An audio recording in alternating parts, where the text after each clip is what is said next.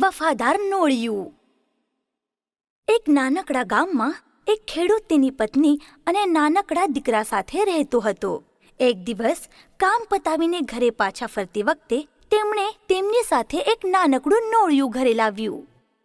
આ જોયું કે આપણા દીકરા સાથે રમવા માટે આપણે આ નોળિયું પાળીએ. એક દિવસ ખેડૂતની પત્ની બજાર જવા નીકળી.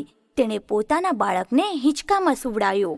દીકરાને નોળિયા સાથે એકલું રાખવાનું તેના એકદમ જીવ ઉપર આવ્યું હતું અને તેણે પતિને બાળક પર ધ્યાન દેવા કહ્યું.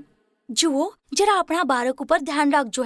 થોડી વારમાં જ તે બજારથી ટોપલી ભરીને સામાન શાકભાજી લઈને પાછી આવી.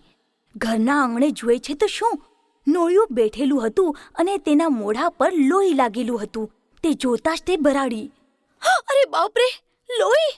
તે મારા દીકરાને મારી નાખ્યો ને! તેણે બધી તાકાત લગાવીને નોળિયાને માર માર્યો અને દોડતી અંદર દીકરાને જોવા ગઈ.